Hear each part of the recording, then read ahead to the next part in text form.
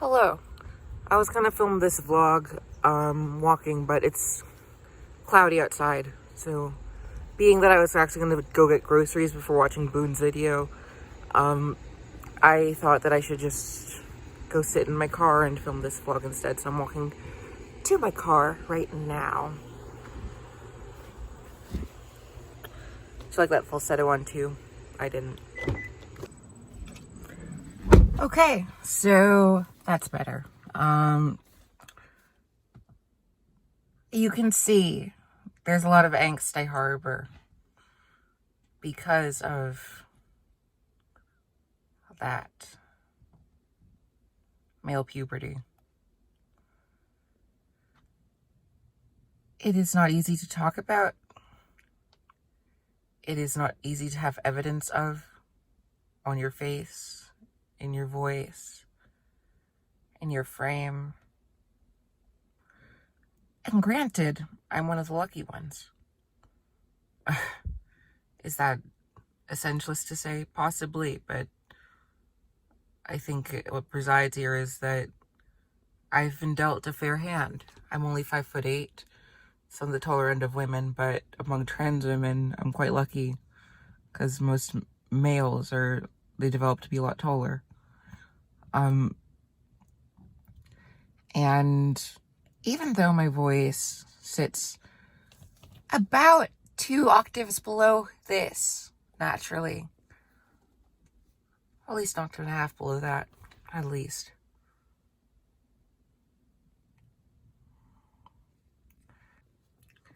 In the end,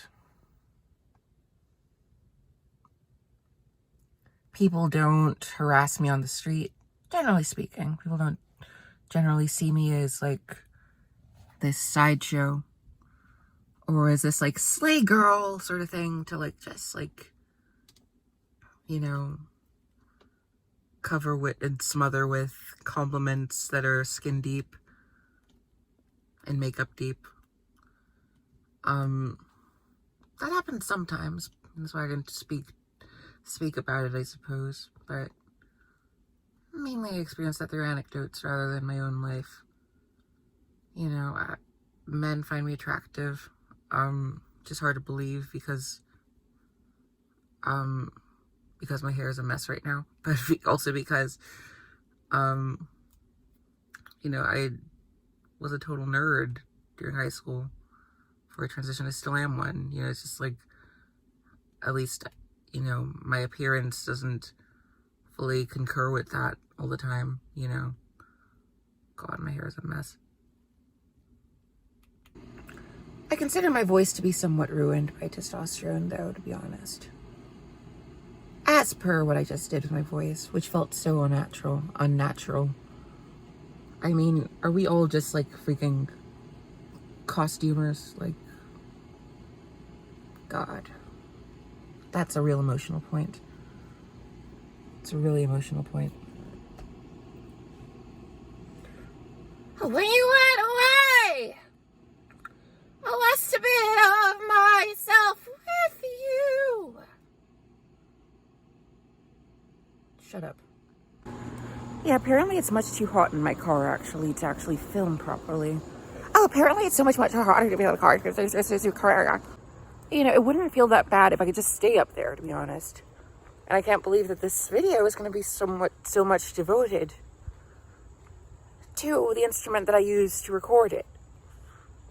You know, above all else.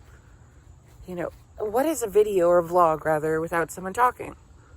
If I can't just talk, then it's lost on people. It's lost on me. I can't focus. I do think that male puberty has affected my capacity to focus, my capacity to retain peace, my capacity to thrive, my capacity to sing, my capacity to be present with people, my capacity to see myself as a sensual being and not be ashamed about that. All of those things. I can go into every single one.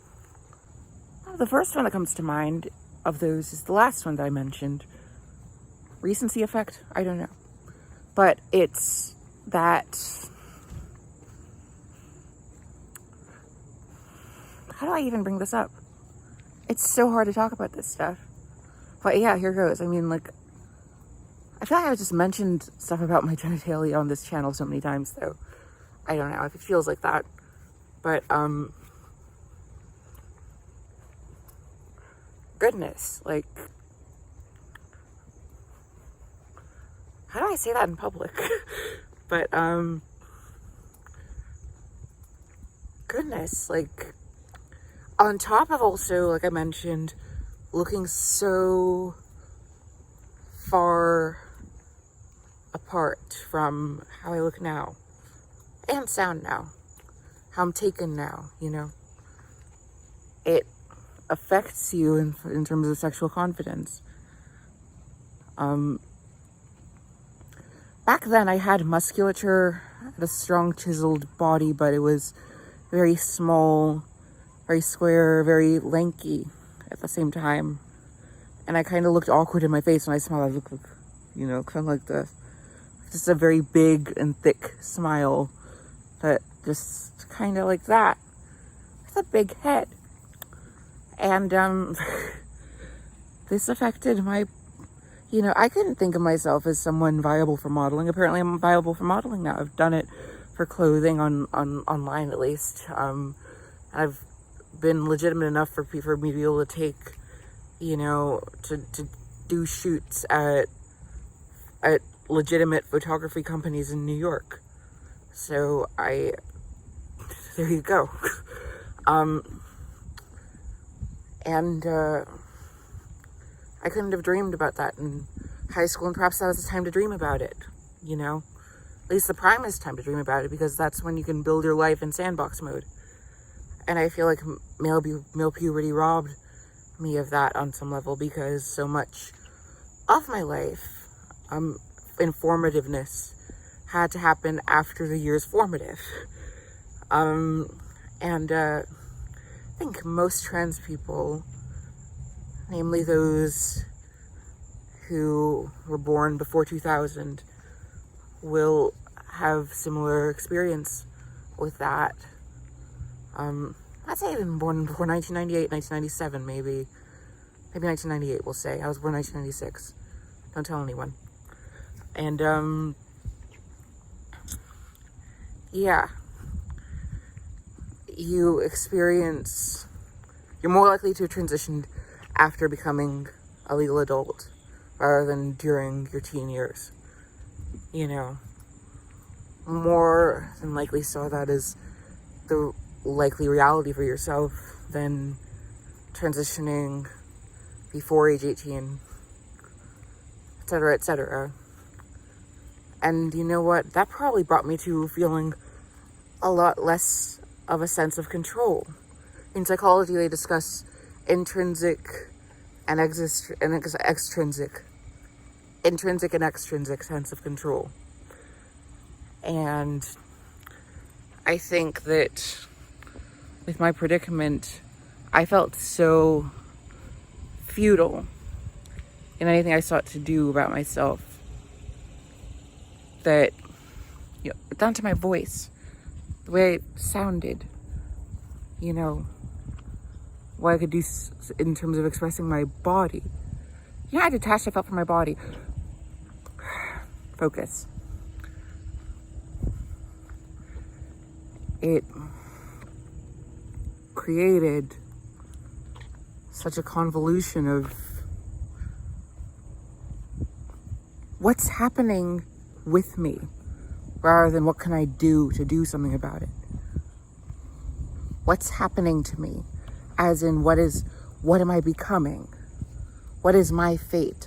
Constantly on my mind. What is my fate before what can I do about it? You know? And so instead of intrinsic sense of control, you have an extrinsic sense of control. So in other words, you feel it not as though you have control over yourself, but as though everything else, including yourself, has control over you. You're controlled by your surroundings and makeup rather than you being a product thereof and thus something to work with those things or to work past them. Maybe even just saying that, the way I said it, is evidence that I haven't fully bridged past that, because I feel as though how much do I really have that's in my own hands to do something about. I developed the way I did, and that's a part of me, you know? And that's a hard thing for us trans folk to accept, you know? We grow up idolizing the Little Mermaid because she can just be what she seeks to be in spite of what she is, you know, in such a radical way. And changing gender is perhaps the most dramatic transformation thus far, at least, that a human being can undergo.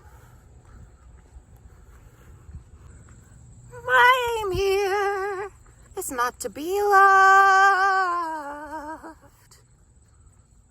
My duty is to rise above. Yeah, you can hear the false folds, by the way. That's what's making the sound. Oh, wow. But anyway. Alright, that's a mixture of glottal fry and false folds, but that's not what this video is about. Anyway, so, yes. What was I talking about a second ago? And so on another level, I feel like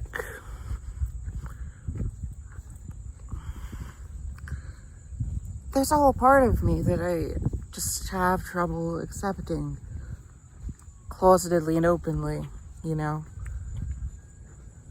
A lot of it has to do with the sexual, I'll be honest.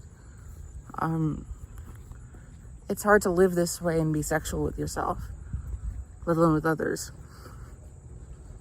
or among others. And you're often denied permission. You're often denied affection because of what you are. Even though, by and large, you probably have some sort of sexual appeal and sexual market appeal. But because of that one little thing, people don't know what to do with you. And people don't know what the consequences socially will be. And so they discard you as even a potential person to be with. They just think of you as sort of some sort of gag or some sort of thing that you could be a possibility, you know, could happen, but probably won't. You know, you require a special person because you're a special person yourself. And indeed, I am a special person in many ways. And that's another one as well. Another way that I'm special. So that affects my capacity to connect with people and connect with myself, to be in full physical connectedness with the world around me, those around me, with myself. Difficult. This all sprouts from having sprouted in more ways than one, not just the way that's vulgar, but the way that, you know, my body grew vertically, my body grew muscularly, body grew laryngally, as far as my jaws, facially, you know, in terms of hair. Don't know the adjective for that one, but you know, all of these ways. Cilially, is that it? I don't know. But not easy. Let's go to the voice again. Maybe I wouldn't have soprano envy to the extent that I do were not for male puberty, interestingly enough. You'd think that maybe I would settle for like alto or mezzo. But I recognize that I have all these other notes. I just want them to sound feminine. And I don't want them to sound uncanny or shrill or strident. That's a lot to ask of someone who can who at age 18 was able to sing below the bass staff. So, you know, it's a lot. Tender love's what you're giving me, and You surpass all my fantasies, and I keep thanking the Lord above for blessing me with oh so much. Blessing me with oh so much. Something like that. Whatever, you get the point. Wait. You brighten up the moon and stars at night. You got me seeing rainbows in the sky. You bring new meaning to my life now. I believe in miracles. Maybe I'm forever yours. Yours. You know, one benefit actually of male puberty, as a trans woman namely, is that you're one of the few women who can actually sing Take On Me in the original key with original octaves. Completely original. Take on me, take on me, take me on. Take on me, I'll be gone in a day or two.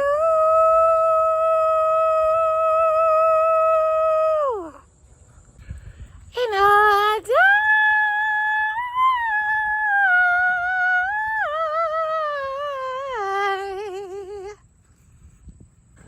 Can you tell that voice is important to me? It's very important. A lot of this will be about voice. I understand that. But I've covered a lot of other groundwork, you know, like other ground. Because I'm a full-bodied person, a full-fledged person. Let's be careful here. Yeah,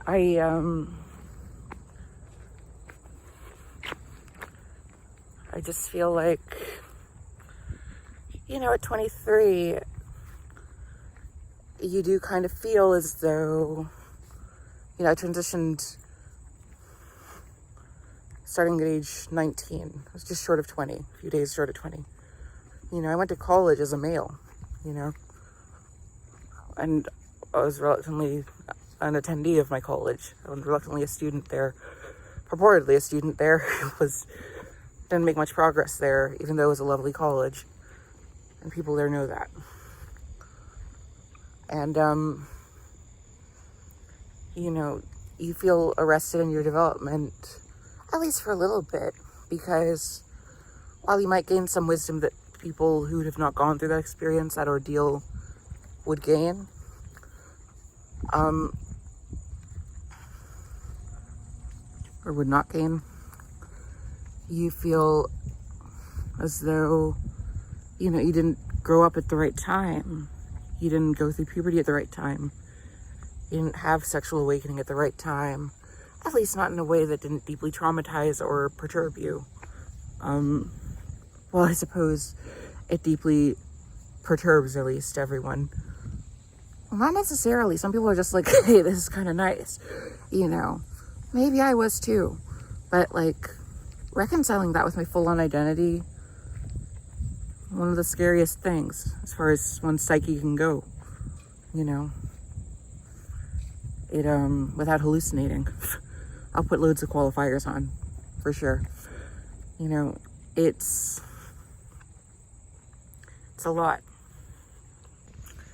Here, this is a song that I wrote while in college, actually. 3.5 years ago, I wrote it. It's called Body Veiled Secret. And it's largely about having a body that veils you. Which, in a way, everyone goes through. Because everyone is judged based on the color of their skin, based on the context of, you know, how their face is comported, how many wrinkles are on it, you know, slim, fat, tall, short, you know, everyone's judged.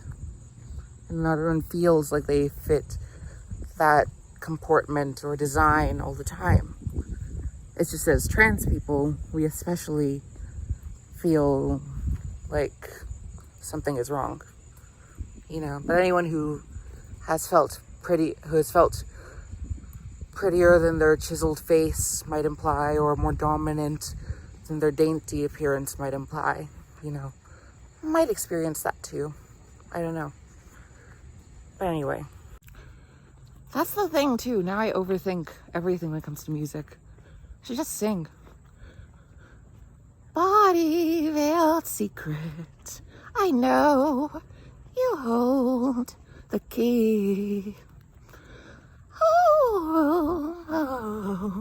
Oh, I'll make myself sleepless for your inner beauty. Oh,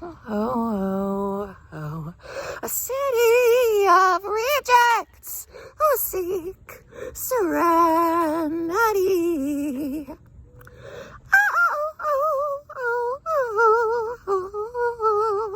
Body veiled spirit, the world sinks at its feet.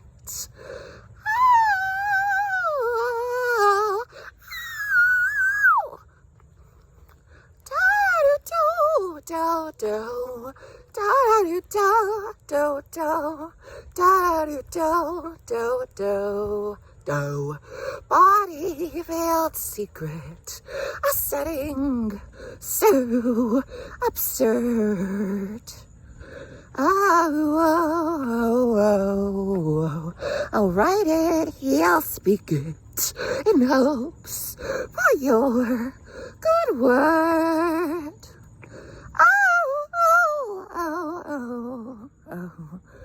Body veiled secret, a mind forgets its truth.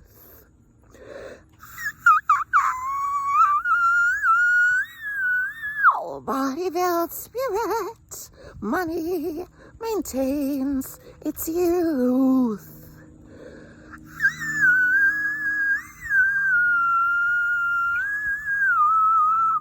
Is this for me? What is it I see? Oh, the serenity. Would it be so free to flee? Oh, this joy that exceeds all I could ever be.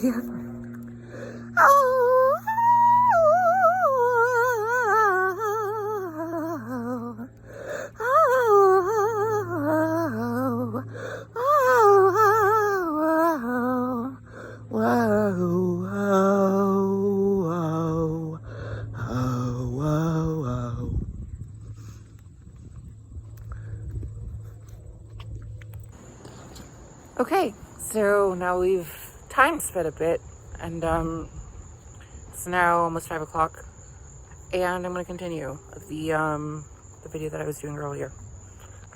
I believe I ended with the song that I sang relating to dysphoria and to the body not speaking for its soul, and the mind kind of inhabiting it in a way where it becomes submissive to both.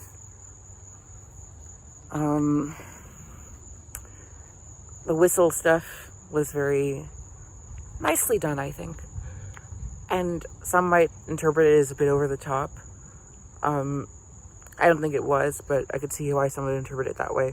But honestly, look, I was born male. I was assigned male at birth. I was born with male organs, or masculinized organs, however you want to put it. It's pretty clear what I mean. And I developed masculinely. The fact that I'm even able to do that, I feel like a warrior being able to do that. I feel like a superhero. I feel like a superwoman, you know.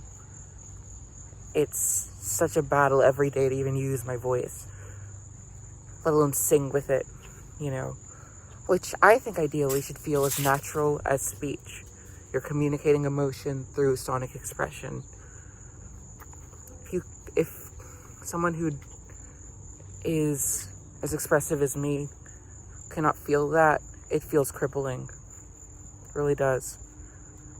And I think that on that note, another thing that I think developing through male puberty gave me was a hardness of trusting my own instincts impulses, not necessarily impulses, but instincts, you know, volitions, you know. I was always thinking through things. I was never feeling through things without thinking through things. And that led to such crippling anxiety throughout my teen years. Because even being trans, I was having these feelings that would be totally surreal for anyone, you know. Most people would not be undergoing these feelings, you know. And I was constantly questioning, not just what am I trans, I was constantly saying that, oh, the odds of you being trans are so slim. Because back then, the belief was that it was like a 1 in 20,000 thing. That it's sufficiently rare to be on television and nothing else. You know, it was completely seen as a rarity, beyond rarities. And the odds of me being literally a girl in a boy's body was just so surreally low. That it's like, why would you subject yourself to that? How self-absorbed can you be? How overthought and overwrought can you be to think that? You must have some severe mental issues that need to be worked out. You know, that's literally how I thought, and that's how a good share of people thought around me about my predicament. And that's what led me to transition, not at 16, but at 19, almost 20 years old. I probably would have transitioned even at 19 or even 18, were it not for that, because come when I went to TCNJ, my college, I had proximity to the place that gave me hormones in the first place. I was able to medicate me, you know. And that was something that I took 2 years to finally get myself into doing, or a year and a half, about a bit over a year, because of overthinking. And overthinking about overthinking, fear, anxiety, not being tuned into myself, anxiety that I could only make the wrong decision unless I really, really thought about it for a very long time, as though my body didn't know what it was doing, what it was feeling. As though it was no function in my idiosyncrasy. It's a poem I wrote, which I have to share on this channel at some point. And I do think that going through male puberty led me to a cerebrality that you don't necessarily see in girls as much, but more so in guys, combined with maybe a sort of feminine, you know, worrisomeness. I don't know. But, you know, it's forget gender for a second. I was just left to not trust my own body. And why do you think I didn't? In part because I couldn't see myself in it. So why would I trust it? You know? So that sense of like, oh, the body says, you know, what the mind doesn't, or the body says what the person inhabiting it won't admit. That was lost to me. I was like, what are you talking about? I have no spirit. That's really how I felt. And the weird thing about it is that I was always very spiritual, and that carries on to today, as you can see.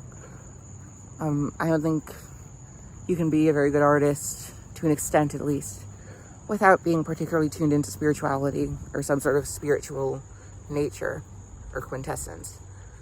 And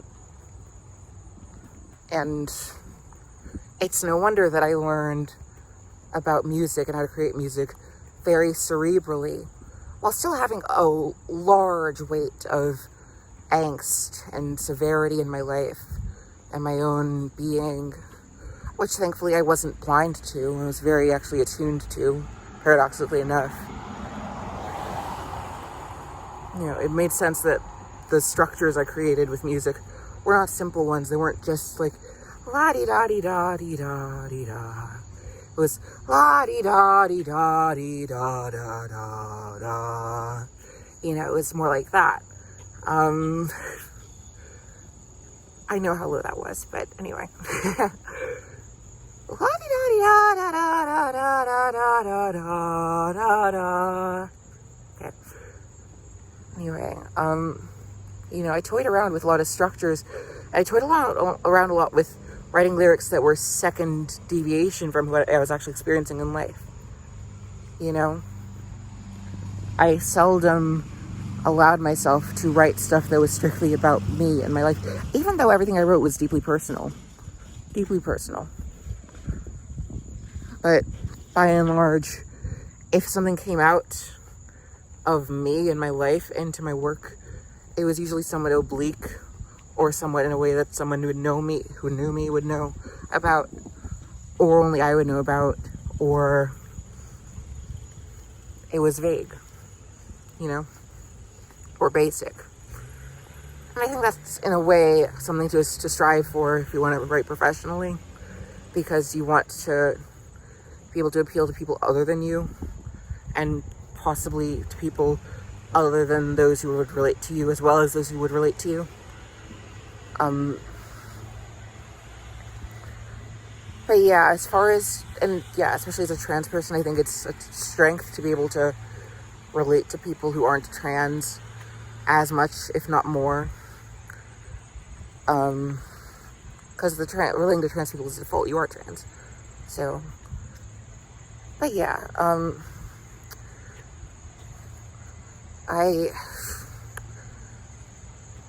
right now, I could say I feel like it's a loss, but I could also say that I've won a real amount of providence and wisdom through the ordeal of having developed, you know, missexualized, as I like to say. You know, I appreciate it in the sense that I gain these advantages of, you know, a lot of men are just trying to be presentable, you know. They're not demon children, you know, or beasts born of, you know, some vile Norse god or something. You know, they're just trying, and they want to be of providence to people, and, you know, decent. They can't get on with just looking nice and perky, you know, so they have to try another way. They wouldn't want to. I wasn't supposed to want to, as far as the ideal goes. And because of that, I've become a lot stronger in my own ideal of beauty, my own personal one, regardless of gender, as well as in regard to gender. So I'm grateful for that, and that's me. Thank you, Boone, for the video. Boone Williams, great channel. And yeah, that's me. Like, share, comment, and subscribe. Thank you. Also, by the way, as far as developing a wide range vocally, check out my video, The Soprano Hierarchy, which I released in March. Very interesting.